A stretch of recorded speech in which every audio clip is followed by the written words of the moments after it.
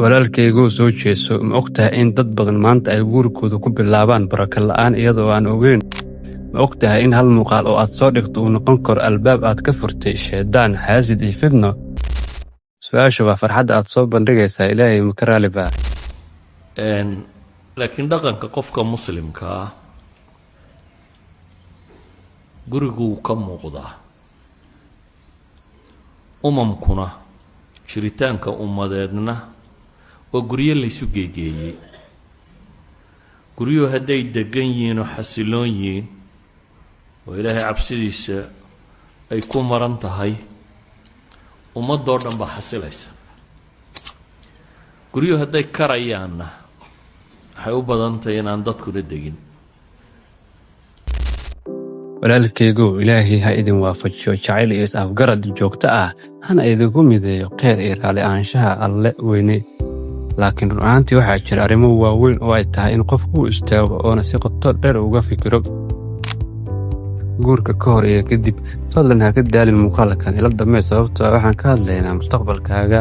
barakada gurigaaga iyo xiriirkaaga ilaahay qaybta koowaad macnaha guurku ma aha oo keliya daqiiqado la duubo oo muuqaal laga sameeyo si dadka kale loo tuso guurku waa wax ka weyn kaamira iyo like asal ahaan guurku waa astur waa xasilooni waa naxariis waa laba qalbi oo isku nasanaya iyadoo ka fog indhaha iyo hadalka dadka ilaahay sidaas buu u qeexay si aynu uga ilaalino indhaha dadka hadalkooda iyo fidnada bannaanka taal qaybta labaad khatarta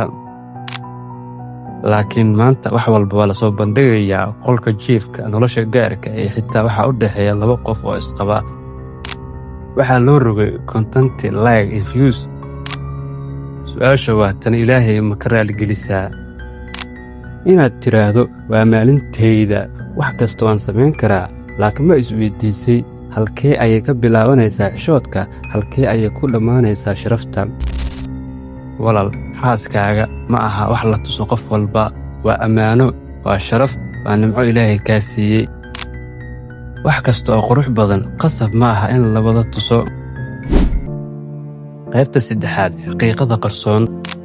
ma og tahay in mararka qaar shayddaanku kuu furayo albaab adigoo u malaynaya farxad in dad badan oo ku leh maasha allah qalbigooda ay ka buuxaan xasad in hal muuqaal uu soo jiidan karo malaayiin indhood oo aan dhammaantood kuu ducaynayn jacaylka dhabta ahi uma baahna like uma baahna views uma baahna in la soo bandhigo jacaylka dhabta ahi wuxuu ku jiraa ixtiraam xishood iyo astur bismillaahi raxmaan raxiim waa hooyadiin waana badan iyo mar labaad haddaan mahadcelinta intaas uga soo noqdo hooye macaan waxaan idiin sheegayaa wiiliya gabarbo guurka laguu sheegaya ma aha xabsi ma aha dab iyo naar la galay waa farxad mawado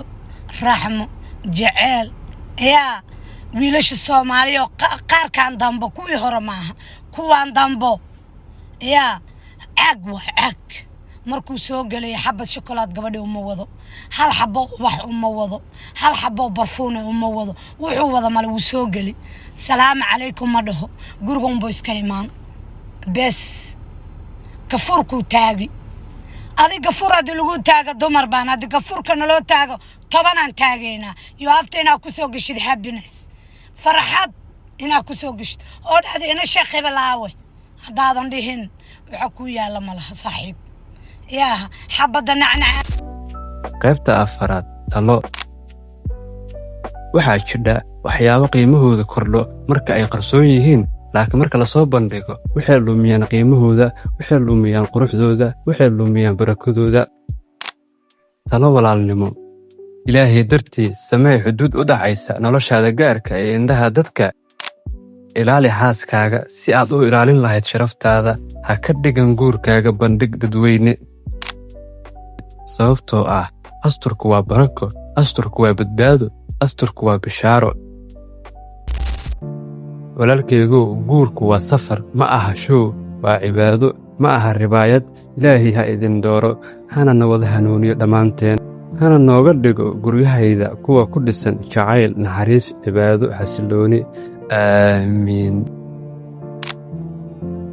daawade haddii aad fariintan dareentay la wadaag qof aad jeceshahay sababtoo ah mararka qaar hal xasuusin ayaa badbaadin kara guur dhan. guurka iyo tirtirsiintiisu waa wax naftu iska jeceshahay baad marka hore oo iyadoo cunno lagugu tirtirsiiyey wax cun haddii lagu idhaa ka war awal baad u heellanayd. guurkuna waa sidoo kale. laakiin dhaqanka qofka muslimka ah guriguu ka muuqdaa. umamkuna